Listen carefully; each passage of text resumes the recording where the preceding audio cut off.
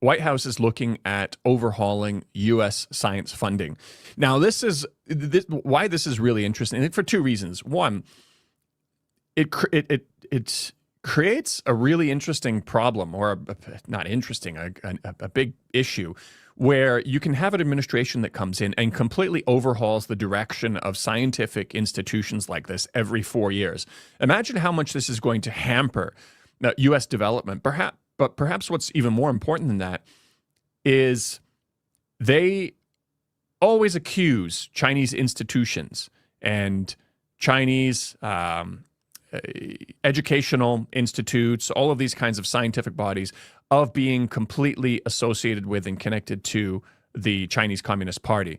But that's essentially what they're trying to do here in the U.S. is overhaul all of these industries. So it is basically just a political arm of the government. It is completely controlled by the government. It becomes everything that they claim that these Chinese institutions are. Like, for example, with NVIDIA's CEO, when he goes on the board of Tsinghua University, like, oh no, that's a Chinese Communist Party controlled entity. Well, that's what they're trying to turn the U.S. into. Their imagination of how China works is what they actually want for themselves. And I know we've said it many times again, but it goes back to every accusation. What are your thoughts on this? Trump administration is really destroying all the advantages that U.S. empire used to enjoy over its rivals. I mean, he's like, I'm old enough to remember people say China will not be able to compete with United States because U.S. has the ability to brain drain the rest of the world. But the best and the brightest, they come to the United States and then they contribute to the U.S. advancement. Where China, they can only rely on Chinese people inside China, and not even that, because a lot of the top level Chinese people come to United States to work. And this is why U.S. will remain ahead of China. Yet here we are in 2026. Trump is waging the China initiative to prosecute all the Chinese origin researchers and scientists, and he's cutting the science and fundings to science, and basically destroying all the premises that the supposed advantage that the United States do enjoy over China. And while China is going the opposite direction, China is actually welcoming people to come to China. There are now many non-ethnic Chinese people who are going to China to join research. Luke himself is an example. He went to China to get a PhD in AI in medical research because he said that was one of the best place to do it. And so Trump, Trump is my president. You on that point too. You are seeing a shift. Here at the international school, most of the foreign students were here working for American companies in China. For example, Ford used to have a huge manufacturing base and research facilities here in Chongqing, and there was a massive community of Americans here working for Ford. They left, and for a period of time, pretty much the only people that were here were basically Chinese students with overseas passports or Koreans. There's a big Korean community here in Chongqing. This year, it has really started to change. We've seen so many additional foreign faces come in, and they are no longer coming to work for foreign companies in Chongqing. They're actually working for BYD. They're actually working for all of these different Chinese companies. And I mentioned it to the school also. I said, this is really interesting. It shows a really positive change, that if you ever did have foreigners here, they were doing their own thing here. But now Chinese companies have gotten to a point where they're bringing the talent in now, and they're willing to contribute to these companies. So it is definitely a really interesting shift.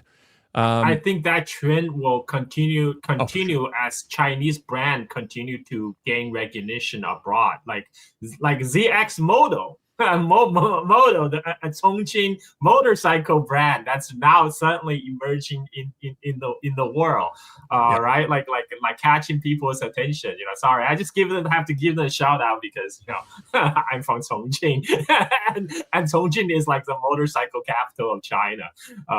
And so I think that trend will likely accelerate in the future as well. I actually watched the video this morning where there was this guy, he has this motorcycle review channel, and it was, I need to issue a public apology to ZXMoto, because he had made a video on them months ago. And the previous video, he was really hard on them. He says like, where's this company coming out of nowhere? Like, look at their aspirations. This is ridiculous. This isn't going to happen. And so he says, wow. He says he has to completely take that back. And then he even went further. He went further, saying that so many of these Chinese companies are driven by a passion rather than maximizing the shareholders' return. Because he said some of these decisions they make do not make sense as a business decision, but it is this guy following his passion, saying, no, we got to do this. Even this is going to be a longer route. This is what it needs to be about. And he was invigorated by that when he compares it to a lot of overseas brands that first and foremost, it's about the bottom line. It's about the shareholders. So he completely changed his perspective on that. So yeah, absolutely. Shout out to ZXMoto, because they definitely deserve that. We're going to the next one. We should get a endorsement from them.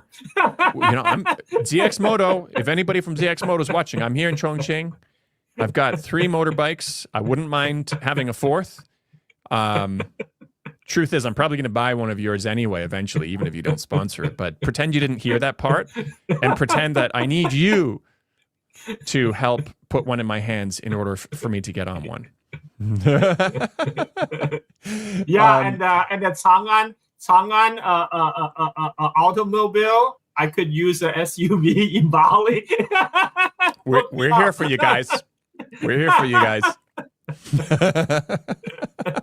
No, absolutely. I was reading the comments also on that video, and they were talking about how the CEO is actually on live streams every week, talking directly to customers and addressing any of their issues, any repair concerns, anything like that. Like he says, like, can you imagine a foreign CEO doing this? Like, they're just raving about it. And in the beginning, you had, especially, of course, when it's a new brand, you had certain things that would break down. But the one thing that ZXMoto has always had a really good reputation for was that whenever you have anything wrong, they just fix it for you. They even send you the part, no questions asked. They send you a part, say, here you go. And you can go to one of their shops and change it. Really, really good support. But yeah, I feel like this is going to sound like a sponsored video, but it's absolutely not. But once again, ZXMoto, if you want it to be, I'm here. I'm here in Chongqing. You don't have to ship it too far. All right, let's go on to another one that you brought up here. Here we go. Okay, so let me. Okay, so this is by our good friend Arnold. Yep. There you go. This is FT did the article on U.S. National Security Agency use Anthropic's methods for cyber attack against China and Iran. And Arnold says, here you go. FT confirmed that not only the NSA is using Anthropic's AI for offensive cyber operations against nations such as China or Iran, but Anthropic is actively helping them in that effort. As per article, Anthropic installed about half a dozen staff within NSA as so-called forward deployed engineers to guide the use of technology and customizing model for specific applications.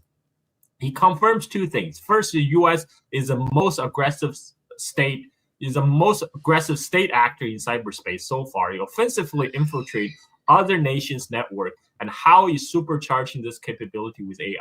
Heck, that literally one of the core mission statement of NSA, one of the largest security agency of the U.S. government. Second, the Anthropic's carefully cultivated image as the ethical, safety-first AI company that partnered with the church is a fiction. In reality, the most deeply embedded AI company in the U.S. security state. Instead of building guardrails, they are literally weaponizing their own AI inside the NSA. Again, every accusation is a confession, because this is the kind of stuff they throw against the Chinese AI companies. Yeah. They're saying, "Oh, they're gonna, China is gonna weaponizing us to wage cyber attack against U.S. power grids. What if they bring down, like, shut down our power, shut down our electricity, our our our signaling system. This is exactly what United States does. Yeah, and also they use the accusation without any actual evidence of Chinese military ties for companies, whether it's, what is it called? HK Vision, the camera company, whether it's Huawei, anything. Like they use that as a reason to sanction it, saying it is dangerous, it should be sanctioned. And what they should, if you're using their own logic, every single country in the world should be banning this AI platform because it absolutely is the thing that the U.S. says would be a national threat if any other country was doing it, a national security threat. So, I mean, that's, you can't say enough. Everything you just comes back to every accusation over and over again. Yeah. We have the next one is another one that you brought up here, the Iran war strategy. Take it away. Right. So this is Steve Chu, who's actually a fellow graduate from Caltech. He's talking about that kabuki theater between Netanyahu and Donald Trump. Supposedly they had a disagreement. So this is Steve Chu. He has his contact in Beijing. He said this is what he heard in Beijing: the Iran war is a strategic gift, geostrategic gift to China. Washington has once again allowed Israeli strategic priorities to override its own national interests, bleeding military power and diplomatic capital into a conflict that serves Tel Aviv, not Washington. The U.S. has become the enforcer for foreign powers' regional ambition, and the hubris will accelerate its relative decline faster than any Chinese missiles could. Hard to argue with that. Yeah. I mean, there's a couple of fronts. Yeah, it takes attention away from this pivot to Asia thing, but it also creates a global perspective where China looks like the more responsible party. Now, I will say, though, that a good friend of mine, you know him too, Ben Norton, he has a different perspective on the Israel-U.S. relationship, whether you believe this angle or not. It's up to you, but I'll put it out there. He says that actually what the U.S. is doing in the Middle East is something that they want to do anyway, but they can use Israel as an excuse, even if they have to look like on the surface to some people that they are subservient to Israel, that it is Israel pushing them to do all this stuff, but actually it's stuff that they want to do anyway. But they can use Israel as a scapegoat, even if it makes them look weak in the process in terms of being, beholden to Israel foreign policy. It's a possible theory, but whatever the case may be, it doesn't make a difference in terms of the key point here, which is it's a strategic gift to China. Yeah, Trump is accelerating the American imperial decline. This is why he's my president. Make China great again. Mm-hmm. Here we go. This is one I believe I brought this one in. The Chinese Communist Party operates a mafia that intends to continue killing thousands of Americans through fentanyl trafficking. Let's watch the video and see what he says. And let me see if we have it here. President Obama, President Trump, President Biden, now President Trump again, have all interacted with Xi Jinping about this topic. He has lied to all of them about enforcement. At some point, we have to draw the conclusion that we're dealing with essentially a mafia that's not getting out of the business. And so it's only going to change if we are making it have to adjust its behavior. The president, I know, has raised it at a personal level with Xi Jinping. There is some cooperation that happens. Usually it will be intelligence that China will provide us to enforce in our country. But it's odd that they can provide the intelligence to find these individuals in the United States, but are somehow not able to find factories that have to operate at a scale to kill 500,000 people. So these cannot be things that are hiding underground. They are findable. And so it's a question of will. For any of us that have been dealing with China for a long time, in the bad old days, and maybe still to today, when you were engaged in a political crime, you could be put to death and your family was forced to pay for the bullet. Who has been forced to pay for the bullet in China for what they've done to us? Actually, this is one that you brought up. I'll just say one thing beforehand. Like, they are expecting China to be their DEA, to clean up their issues that they're responsible for cleaning up. China is providing, they call it precursors to fentanyl. I mean, water is pre-fentanyl, also goes into that too. You could literally label that anything. There is an actual medical use for that. But, it is American pharmaceutical companies that drove an opioid crisis where they legally got their own citizens addicted to painkillers and all of these things. Like, the crisis comes from within. And now they're trying to not only scapegoat it on China, but asking China to solve their own domestic issue, which is their responsibility.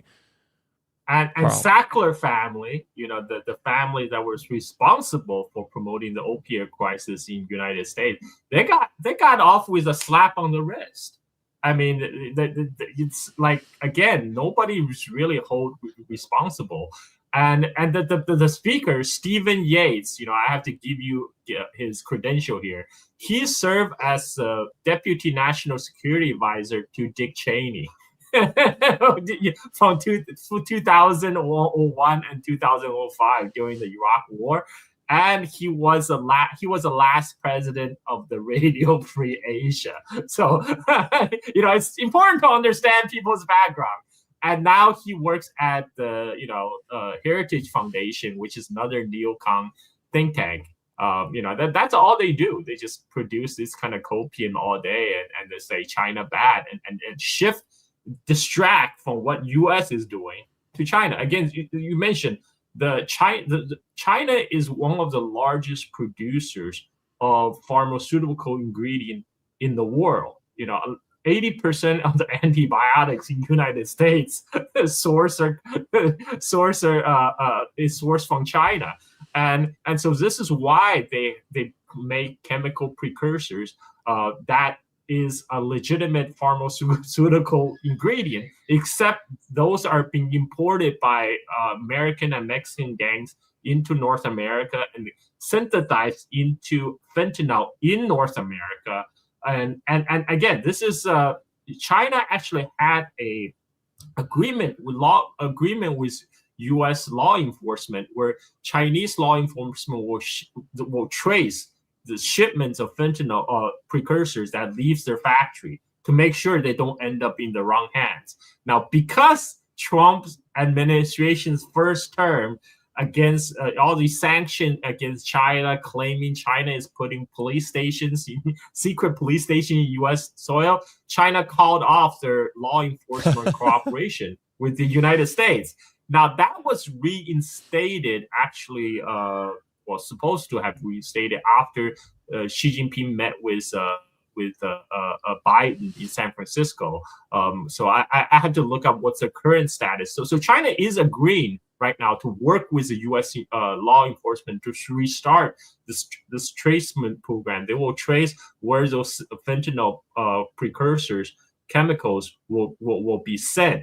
So it's absolutely not true that China is not doing something to, in coordination with the United States. This is shifting the blame. It's like the root cause of the opiate crisis in the United States is the decline of the U.S. society. That is what's driven people to seek, escape through the opioids. I mean, but they will never address those problems.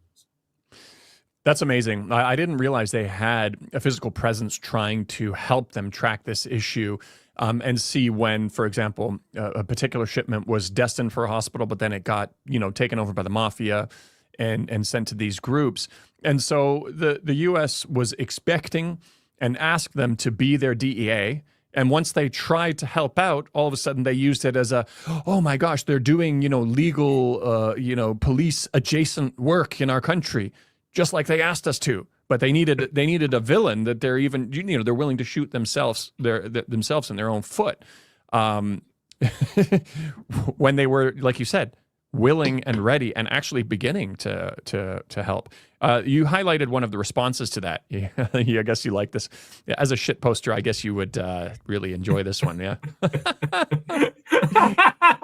So there's for the record, I actually don't know that Chinese saying, but according to this guy, he said there's a guy. Sorry, can you raise that up a little bit? So because okay, now I can't, but I can. Oh, actually, maybe I can. Maybe I can do it like this. Well, this. Let me see if this change.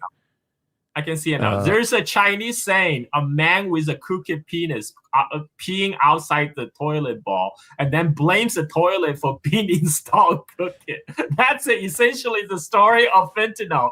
Well put, well put. I actually personally do not know that idiom. If people know the original Chinese phrase for that, please let me know in the comments because I like to know for my own edification. Yeah.